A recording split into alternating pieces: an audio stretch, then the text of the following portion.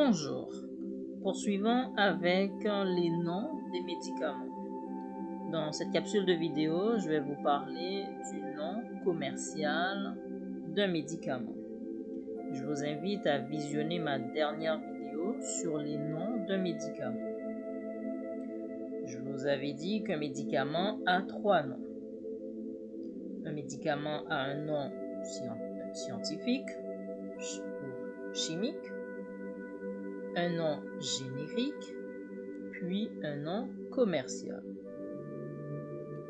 Le nom commercial d'un médicament correspond à la marque de commerce enregistrée. Qu'est-ce que cela veut dire, marque de commerce enregistrée? Lorsqu'un médicament a été fabriqué, donc je vous avais dit que les scientifiques, les chimistes ont donné un nom au médicament, donc c'est ce qu'on appelle le nom chimique ou scientifique du médicament. Ensuite, ce médicament sera commercialisé. Les entreprises qui vont commercialiser ce médicament vont donner également un nom au médicament. Ce qu'il faut savoir en matière de commercialisation de médicaments, plusieurs entreprises peuvent commercialiser un médicament, le même médicament. Donc, si plusieurs entreprises peuvent commercialiser le médicament ou ce médicament, donc chaque entreprise peut choisir un nom. Lorsqu'une entreprise choisit un nom, donc l'entreprise va protéger ce nom. C'est pour cette raison qu'on parle de la marque de commerce enregistrée. On va protéger ce nom pour qu'une autre compagnie n'utilise pas ce nom.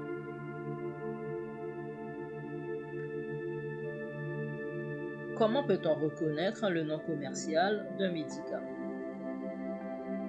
Le nom commercial d'un médicament se trouve ou figure sur l'étiquette du médicament. Je vais prendre l'exemple du Tylenol pour ceux ou celles qui vivent en Amérique du Nord. Si vous avez du Tylenol chez vous, vous pouvez prendre le Tylenol. Lorsque vous regardez sur la boîte ou sur la bouteille, vous allez voir Tylenol. Le Tylenol est suivi d'un petit R.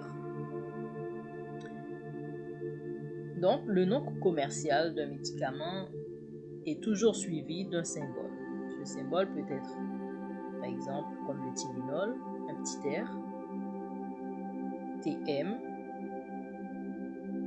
ou TD, pour dire la marque déposée. Donc, déjà, si vous voyez ce symbole, donc là, déjà, vous pouvez dire en partant, vous êtes en présence du nom commercial du médicament. Le nom commercial aussi peut être, la première lettre peut être écrite en lettres majuscules, en caractère gras, ou peut être écrit également dans un style différent. Comme je vous parle du Tylenol, le Tylenol, son nom générique est l'acétaminophène.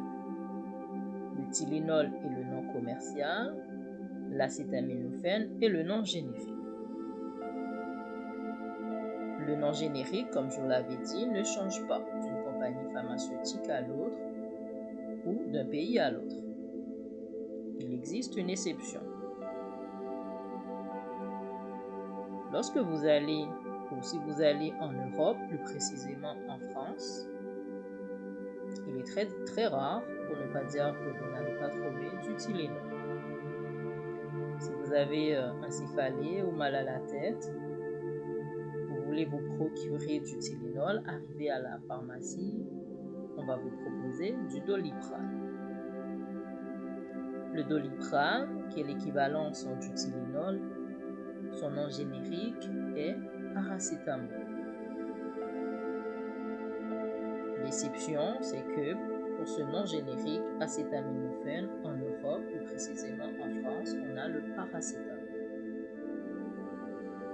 Donc, c'est cette exception qui existe pour le nom générique. Mais le nom commercial, comme je dis, change d'un pays à l'autre. Donc, si le médicament s'appelle Doliprane et en Amérique du Nord, on a Tylenol,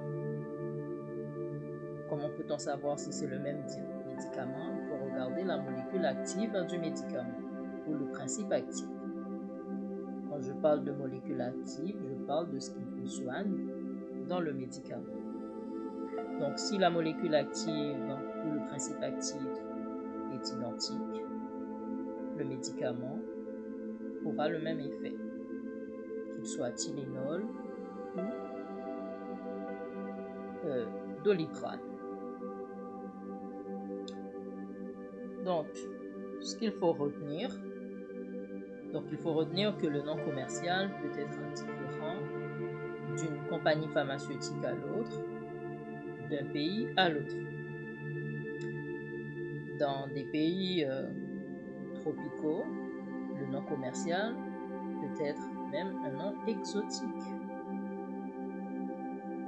Par exemple, si je prends le médicament comme le Viagra, si vous allez dans un autre pays, il aura peut-être un nom tout à fait exotique.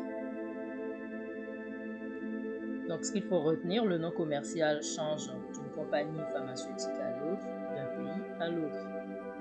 Le nom générique ne change pas, c'est ce qu'on appelle la dénomination commune internationale, à l'exception de l'acétaminophène. Et dans certains pays, comme en Europe, plus précisément en France, l'acétaminophène est remplacé par le paracétamol. Mais le principe actif du médicament reste identique. Donc c'est tout pour cette capsule de vidéo. Donc je remercie tous les nouveaux followers ou abonnés et continuez à vous abonner à ma page, à ma chaîne YouTube. Donc j'ai eu beaucoup d'abonnés sur ma chaîne,